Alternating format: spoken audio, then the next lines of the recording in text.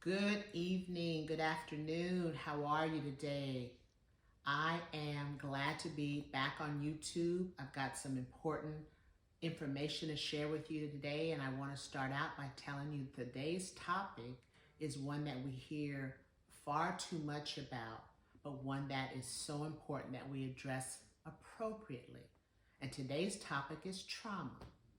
And we cannot turn on the TV, look at a magazine, open a newspaper without hearing about the latest trauma that occurred wherever it occurred. And there's a lot of good information about trauma that's out for the public's consumption, but there's some information about trauma that I believe is a little bit wrong. I'm just going to say it straight out the way I believe it. So today I want to just give you a few tips about trauma and what I want you to take away from it in this YouTube. So first of all, trauma is defined easily as a distressful or disturbing life event. Simple as that.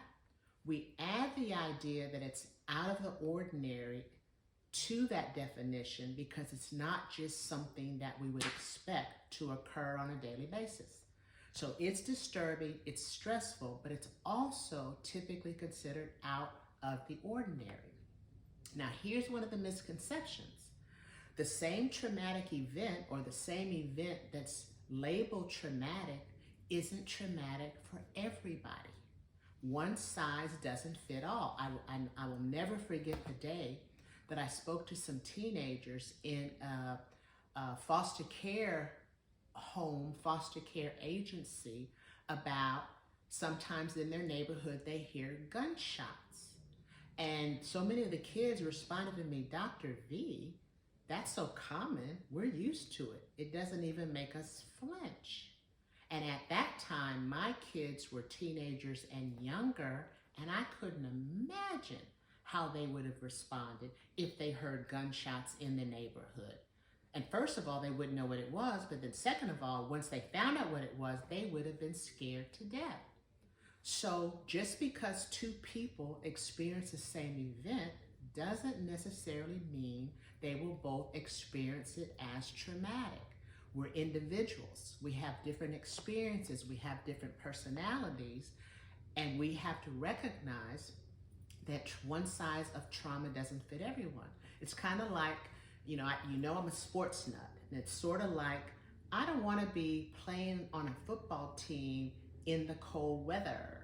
And the football players who play that, yeah, they get good money, but they don't consider playing in below freezing weather as traumatic as I would experience it. So that's the first point I want to make, is that trauma, one size doesn't fit everyone, and we don't want to assume that because two people experience the same event, they're going to be affected by it the same way. Now, I like to take complicated subjects and make them simple. So I want to give you a practical visual of what I believe trauma is. And the way I describe it is, take your brain, turn it upside down and shake it. Now, normally your brain is in a kind of vertical position, but if you turn it over and shake it, that would be an example of trauma for the brain. The brain is not supposed to be turned upside down, and it's definitely not supposed to be shaken. That's why, again, from a sports perspective, athletes, particularly gymnasts who do things where they're flipping, have to get their brain used to that positioning because it's out of the ordinary for the brain. So when you think about trauma, your brain is turned upside down and it's shaken. And it's got to figure out a way not to let that happen again and to be prepared if and when it does. And the way the brain does that is it gives itself warning signals. Get ready, get ready. We call them triggers. But triggers alert the brain, prepare the brain that something is about to happen that we experienced once before, and it ain't fun and it ain't pretty. And that is the way the brain protects itself. It gives you a trigger reaction, even though the same trauma isn't really occurring, but the brain believes that it looks too similar to what happened before, and we're going to get you ready. Example, say a woman has been raped. She's at her apartment complex, she gets out of the car, somebody attacks her and rapes her. Traumatic. The rape is behind, they catch the guy, he goes to prison for a long time, but she still has triggers. She's at home in this kitchen, husband comes home, he sneaks in because he wants to tickle her, he wants to surprise her. She doesn't hear him, he comes in and he tickles her, and he expects her to go, "Oh baby, stop, that's so funny." And instead she tries to knock his head off because she was triggered by his actions that reminded her of when she was raped. Now, how does she deal with that? How does she cope with that? Her husband's not a danger. Her husband doesn't want to hurt her. Her husband doesn't even want to frighten her. He was just being silly and funny. But she's triggered by the old feelings that she experienced when she was raped. So she has to talk herself through it. Oh no, I'm in my house. That's John, he's being silly. I'm okay. He didn't mean to hurt me or scare me. She has to talk herself through it. And that's how the brain processes triggers that remind us of the trauma. Now, she will immediately say to John, "You know I don't like to be snuck up on. You know I don't like it when you do that to me. Please don't tease me that way, because it is too similar to what I experienced when I was raped." And John says, "My bad, forgive me, baby, I didn't mean to scare you." But she has to talk herself through that. And here's one of the mistakes that a lot of people make when they've been exposed to trauma, is they don't want to talk about it. They want to stuff those feelings aside. They want to pretend like it didn't happen. They want to hope it'll go away if they don't talk about it. And that's a huge mistake, because the healing is in the talking. And if you don't talk about it, your brain doesn't get to normalize it. And don't get me wrong, normalizing doesn't mean it's okay, it wasn't a big deal. It just means my brain can embrace the fact that this thing really did happen to me, and I really have been affected by it, and I need to work through it and process it. So that's one of the misconceptions, is that if I don't talk about it, it's not so bad. Talking is where the healing occurs. And then the last thing I want to say today has to do with, does the trauma ever go away, or am I permanently impacted by the trauma? And there are some people who believe that once I'm affected by trauma, I'm doomed, I'm forever plagued, I'm forever handicapped by the traumatic event. And that's not exactly true, especially if I do the work. When I do the work, I get the results.